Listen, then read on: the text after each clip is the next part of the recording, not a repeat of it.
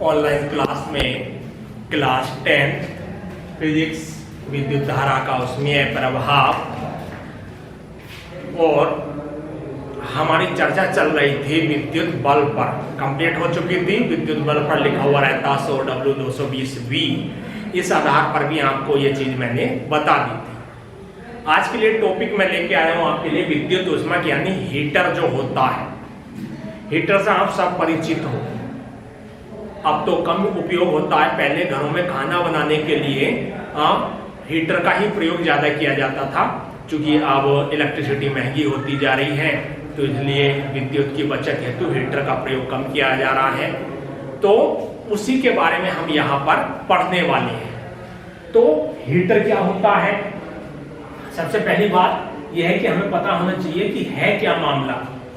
तो विद्युत ऊष्माक विद्युत धारा के ऊष्मीय प्रभाव पर आधारित उपकरण है जो घरों में खाना बनाने, खाना गर्म करने आदि कामों में उपयोग में लाया जाता है।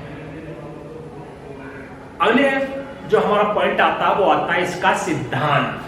किसका? ऊष्मक का सिद्धांत। सिद्धांत क्या कहता है इस पर भी हम चर्चा कर लेते हैं। विद्युत ऊष्मक विद्युत धारा के ऊष्मीय प्रभाव पर आधारित उपकरण है ही जब किसी प्रतिरोध में धारा प्रवाहित करते हैं तो वह गर्म होने लगता है, उसका ताप बढ़ने लगता है और अधिक ताप पर वह बहुत अधिक ऊष्मा का उत्सर्जन करने लगता है। बस इतना सा हमारा पॉइंट हो गया। अगले पॉइंट की ओर लेके चल रहा हूं मैं आपको, और अगला पॉइंट हमारा आता है कि ऊष्मक की रचना कैसी होती है। तो रचना में क्या है? ऊष्मक जो होता है हमारा वो चीनी मिट्टी की प्लेट पर बहुत सारे खांचे बने हुए होते हैं। यहां थोड़ा सा कट, क्योंकि वायर यहीं से ले जाएंगे। अब इसमें खांचे होते हैं इस तरीके के।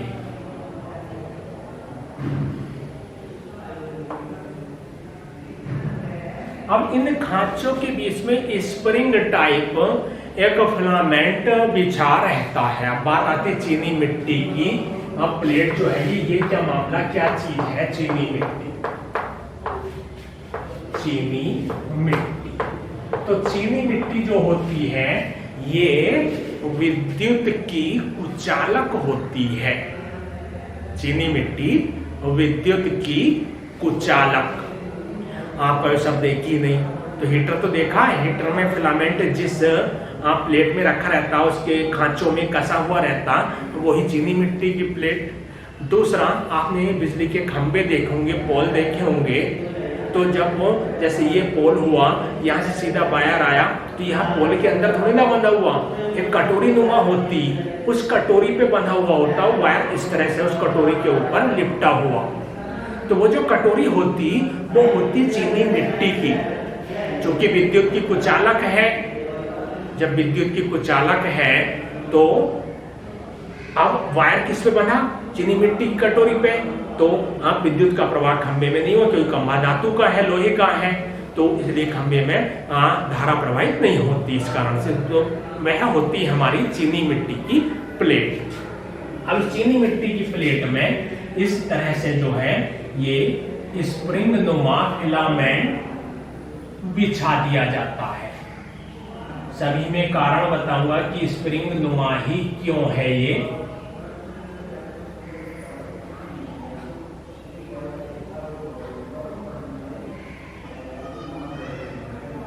अब इसके दो सिरे हुए, एक सिरा तो ये और एक जो ये वाला शुरू किया था, एक सिरा हो गया ये, एक सिरा हो गया ये सिरा ए, ये बी। किसी फिलामेंट के दो ही सिरे होंगे, ये सिरा ए मान लिया, ये सिरा बी मान लिया। तो रचना में हम क्या क्या कह सकते हैं आपके समक्ष में थोड़ी सी फिगर बनाई है, ड्राइंग मेरी ज्यादा अच्छी नहीं है। तो विद्युत ऊष्मक में चीनी मिट्टी की एक प्लेट होती है जिसमें खांचे बने होते हैं। उन खांचों में मिश्र धातु नाइक्रोम का सर्पिलाकार तापक तार, ये किस धातु का है? नाइक्रोम,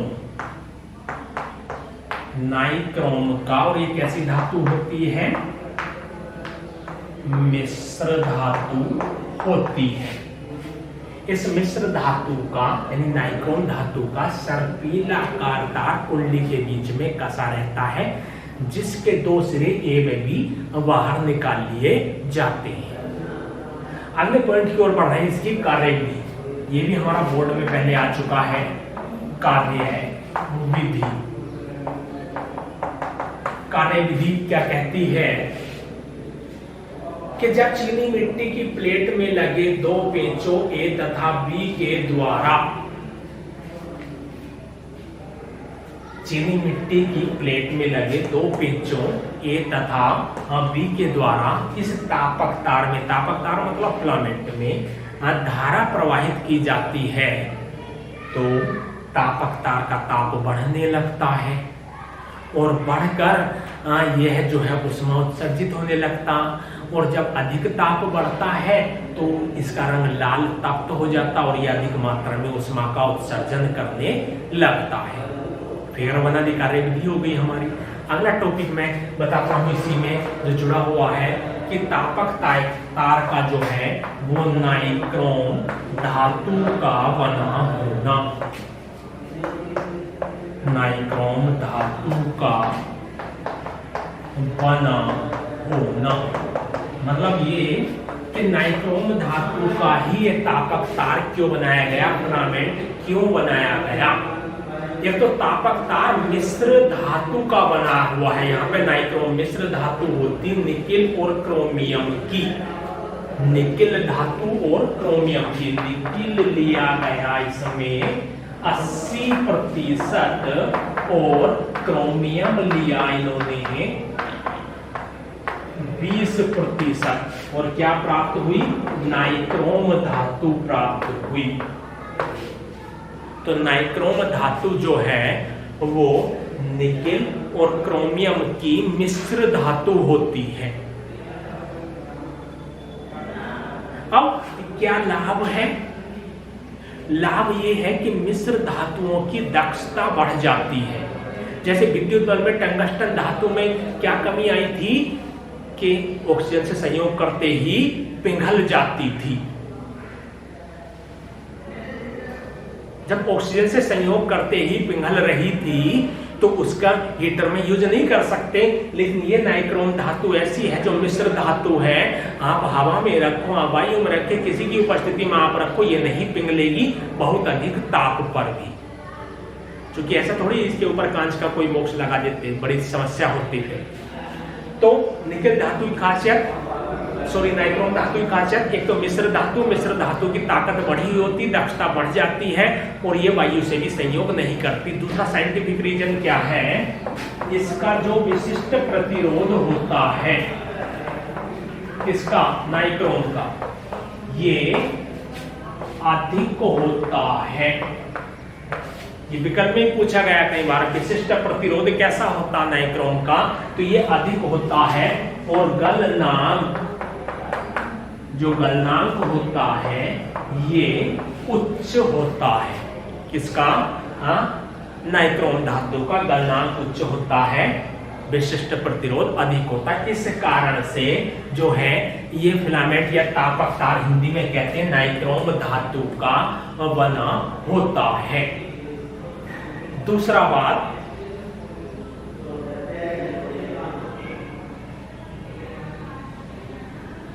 अगर और किसी धातु का लेते तो बहुत बड़ा वायर लेना पड़ता, चूंकि इसका विशिष्ट प्रतिरोध अधिक है इसलिए इतना बड़ा वायर नहीं लेना पड़ा, हमें अधिक ऊष्मा प्राप्त हो गई। अगले टॉपिक की ओर लेके चल रहा हूं मैं आपको। तापक तार को सर्पिलाकार कुंडली के रूप में ही रखना। थोड़ा सा कर दो।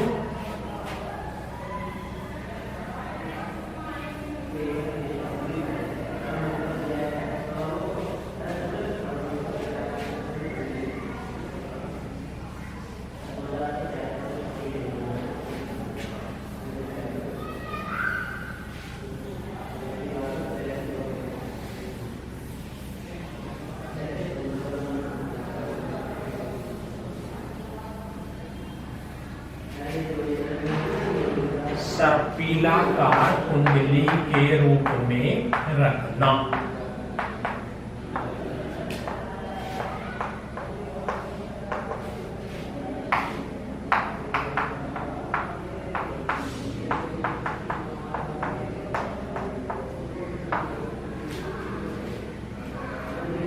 ये जो है तापक तारे, इसको गोल गोल घुमा के सर्पिलाकार सांप के आकार जैसे गोल गोल होता है उस रूप में क्यों रखा कुंडली के रूप में?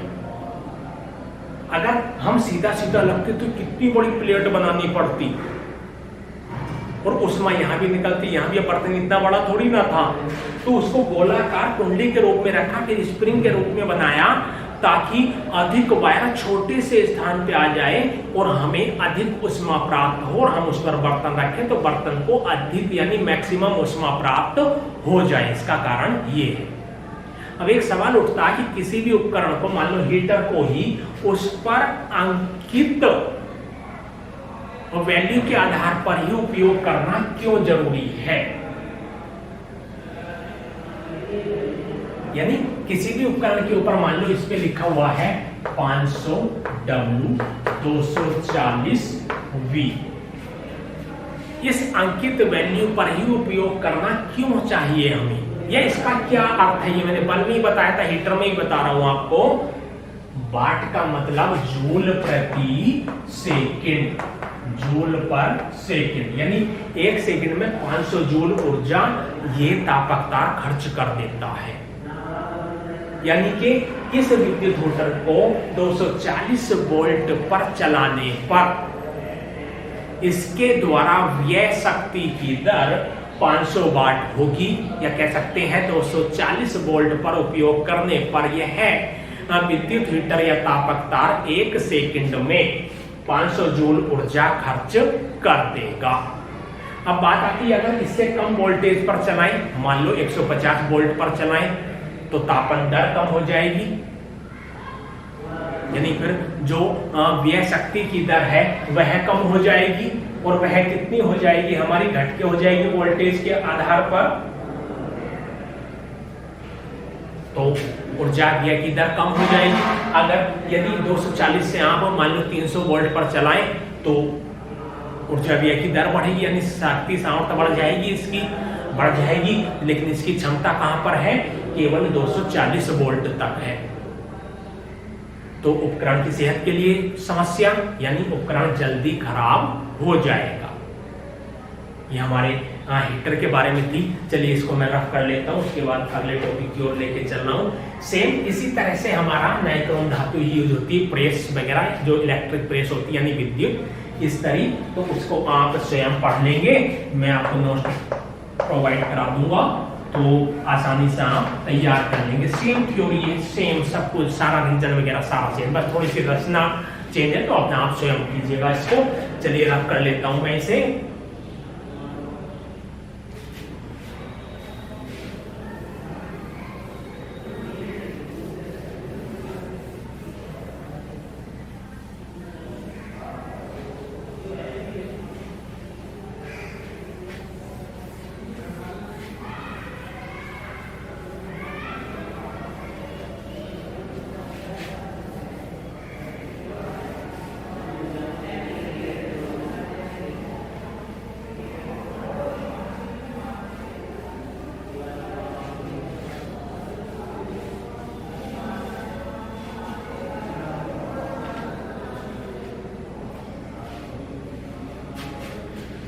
थोड़ा सा बोर्ड और सही कर लेते हैं।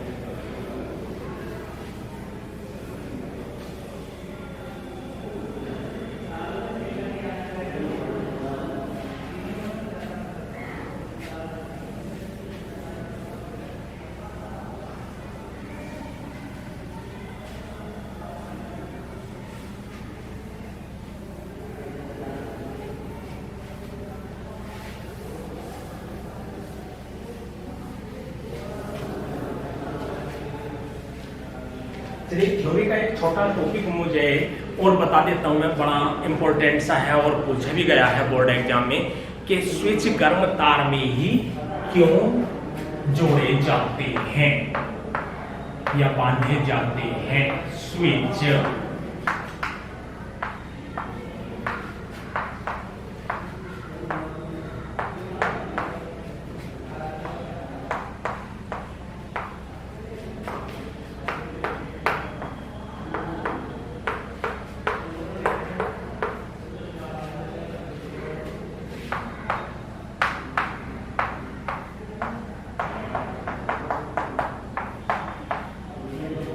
आपको आपकी स्क्रीन पर दिखाई दे रहा होगा कि स्विच गर्म तार में ही क्यों जोड़े जाते हैं। आपने इलेक्ट्रिसिटी की फिटिंग देखी होगी, आपके घरों में जो कमरों में वायरिंग की फिटिंग होती है तो उसमें जो स्विच जुड़ा हुआ होता है जो ऑन ऑफ का काम करता है, मान लीजिए पंखे को चालू या बंद करना है तो आप स्विच ऑन कर दोगे, पंखा स्टार्ट हो जाता है, ऐसे बल्ब है। तो वह जो स्विच होते हैं वो गर्म तार में ही बांधे जाते हैं। इसका रीजन क्या है, साइंटिफिक रीजन है इसका। तो ये 4 नंबर में कई बार पूछा गया, मैं इसे बता देता हूं आपको। तो किसी भी उपकरण के लिए हमें 2 वायर की आवश्यकता होती है, एक गर्म तार और एक ठंडा तार। मान लीजिए ये हमारा बल्ब है,